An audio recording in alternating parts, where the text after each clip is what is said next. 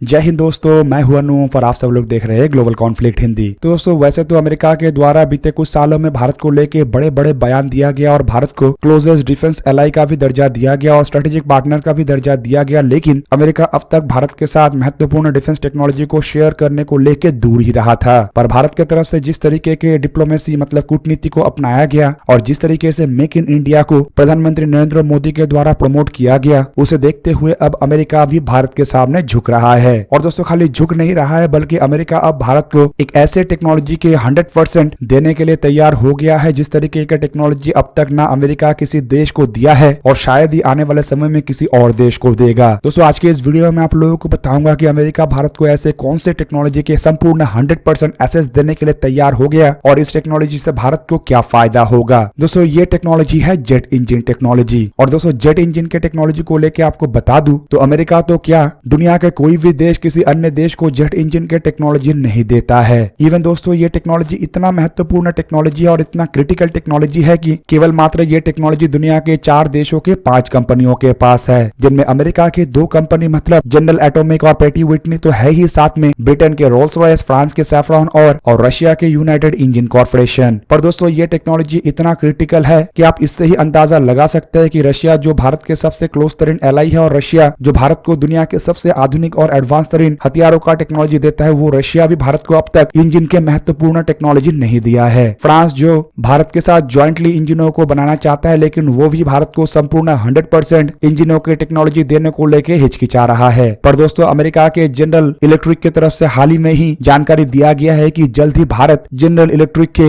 महत्वपूर्ण इंजन के 100% तक टेक्नोलॉजी हासिल कर लेगा। मतलब जनरल इलेक्ट्रिक अपने महत्वपूर्ण इंजनों के 100% टेक्नोलॉजी ट्रांसफर भारत को करेगा। दोस्तों रिपोर्ट में यह भी दावा किया जा रहा है कि अमेरिकी कंपनी जनरल इलेक्ट्रिक की तरफ से अमेरिका के गवर्नमेंट के सामने एक प्रस्ताव रखा गया है जिसके अंतर्गत गवर्नमेंट से भारत को जेट इंजनों के टेक्नोलॉजी ट्रांसफर को लेके क्लियरेंस मांगा गया है और जनरल इलेक्ट्रिक अपने F414 और F414 EPE मतलब एनहांस परफॉर्मेंस इंजनों के टेक्नोलॉजी भारत को देना चाहता है। और दोस्तों इस तरीके के टेक्नोलॉजी ट्रांसफर से केवल मात्र इन इंजनों को भारत में मैन्युफैक्चर ही नहीं किया जा सकेगा बल्कि इसके अलावा लोकल पार्टनरशिप मतलब हिंदुस्तान एरोनॉटिक्स लिमिटेड जैसे कंपनी के साथ मिलकर इन इंजनों को लोकली मैन्युफैक्चर करने के साथ साथ इंजनों के महत्वपूर्ण कोर इंजीनियरिंग टेक्नोलॉजी को भी भारत में ही बनाना संभव हो पाएगा। दोस्तों यहाँ पे जो 2 इंजनों का जिक्र किया जा रहा है, असल में इन दोनों इंजनों में अगर जनरल इलेक्ट्रिक के F414 इंजनों को देखा जाए तो इसके F414 INS6 वेरिएंटों को इंडिया के द्वारा अपने तेजस मार्क 2 एयरक्राफ्टों के लिए सिलेक्ट किया गया है, जो बेसिकली एक मॉडिफाइड वेरिएंट है और इसमें डिजिटली कंट्रोल इंजन टेक्नोलॉजी को भी लगाया गया है। तेजस मार्क 2 प्रोजेक्ट के अंतर्गत भारत 100 से अधिक इस तरीके की इंजनों को जहां पे हासिल करना चाहता है तो वहीं पे इन इंजनों का इस्तेमाल AMCA एयरक्राफ्टों के प्रोटोटाइपों के डेवलपमेंट के साथ साथ AMCA मार्क 1 एयरक्राफ्टों में भी किया जाएगा और शायद twin engine deck based fighter एयरक्राफ्टों के प्रोजेक्ट में भी इन इंजनों का इस्तेमाल किया जाए। जबकि F414 EPE मतलब एनहांस परफॉर्मेंस इंजनों को अगर देखा जाए तो कुछ महीने पहले इन इंजनों का ऑफर जनरल इलेक्ट्रिक की तरफ से भारत के सामने रखा गया था और ये ऑफर भी इंडिजीनियस 110 किलोन्यूटन थ्रस्ट वाले इंजनों के डेवलपमेंट के मामले में था। बेसिकली दोस्तों अगर देखा जाए तो F414 इंजन 98 किलोन्यूटन तक थ्रस्ट जनरेट कर सकता है, लेकिन इसके जो EPE वेरिएंट है ये एक मॉडिफाइड कोर के साथ है जो इससे भी काफी अधिक पावर जनरेट कर सकता है। रिपोर्ट के मुताबिक ये करीबन 130 किलोन्यूटन तक थ्रस्ट जनरेट कर सकता है और अमेरिकी कंपनी जनरल इलेक्ट्रिक का ये कहना है कि इन इंजनों के टेक्नोलॉजी का इस्तेमाल करके भारत के साथ कंपनी 110 किलोन्यूटन थ्रस्ट वाले इंजनों को को डेवलप करना चाहता है।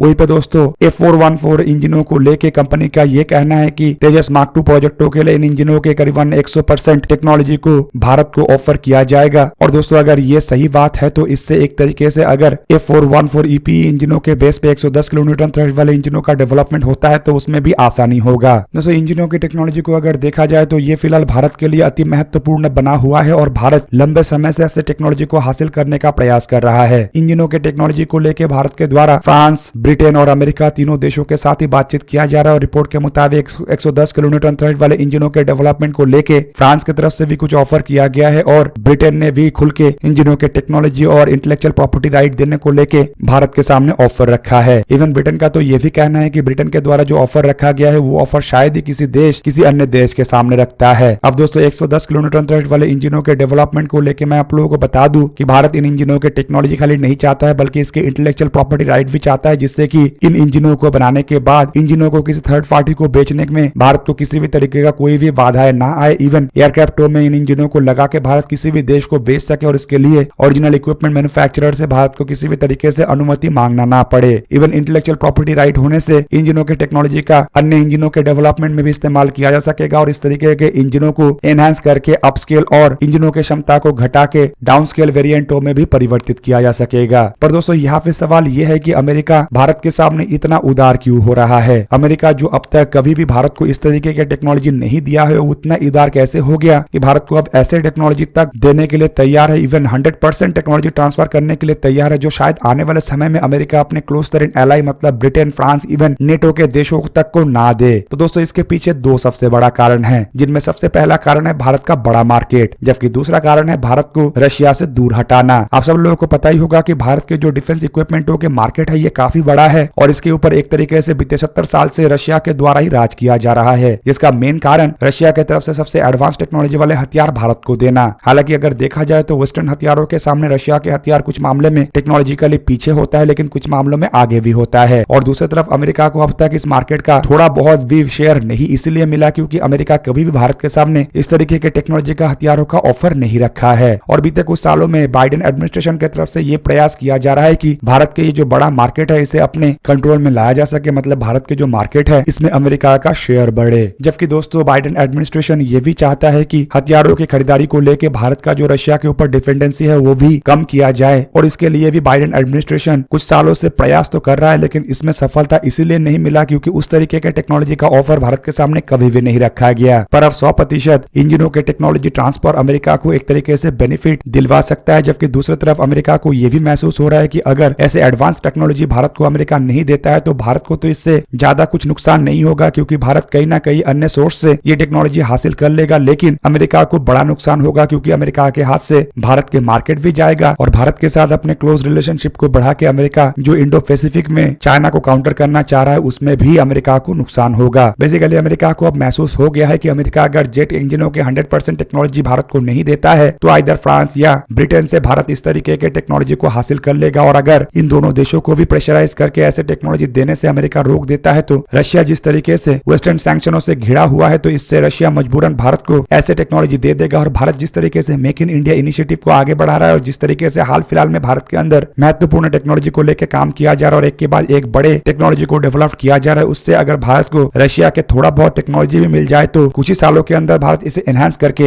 वेस्टर्न देशों के बराबर के जेट इंजनों को तैयार कर लेगा। और दोस्तों इन सभी चीजों को देखते हुए अब अमेरिका एक तरीके से भारत के सामने झुकने के लिए मजबूर हो गया और अपने 100% टेक्नोलॉजी तक को देने के लिए तैयार हो गया है। दूसरी तरफ अगर दोस्तों देखा जाए तो रिपोर्ट में यही बताया जा रहा है कि आने वाले 20 साल तक भारत को कई हजारों के संख्या में जेट इंजनों का आवश्यकता है और भारत जिस तरीके से खुद के इंडिजीनियस फाइटर एयरक्राफ्टों का डेवलपमेंट कर रहा है इसमें केवल मात्र भारत को जेट इंजनों को ही इंपोर्ट करना पड़े या फिर जेट इंजनों को अगर भारत की तरफ से डेवलप किया जाता है तो उसके सप्लाई चेन के रूप में पार्टनर के साथ एक समझौता हो। अब दोस्तों इससे माना जा रहा है कि जो कंपनी भारत के साथ मिलकर जेट इंजनों के डेवलपमेंट करेगा उसी कंपनी के द्वारा आने वाले 20 सालों तक भारत को जेट इंजनों के सप्लाई किया जाएगा। इवन कई तरीके के कंपोनेंटों को भी सप्लाई करके वो कंपनी $बिलियन तक कमा सकता है। और दोस्तों शायद इस मौके को अब अमेरिका छोड़ना नहीं चाहता है, जो कि अमेरिका के लिए दो तरफा मौका है, जिसमें एक तरीके से आर्थिक रूप में तो बेनिफिट मिलेगा ही, साथ में अपने दो महत्वपूर्ण प्रतिद्वंदी मतलब रशिया और चाइना को भी एक तरीके से काउंटर किया जा सकेगा। तो दोस्तों ये था आज का वीडियो। अगर आपको वीडियो अच्छा लगा तो लाइक कीजिए और मेरे चैनल को सब्सक्राइब कीजिए और साथ में बना हुआ बेल आइकन को भी प्रेस कर दीजिए ताकि आप मेरा वीडियो देख पाए सबसे पहले। जय हिंद।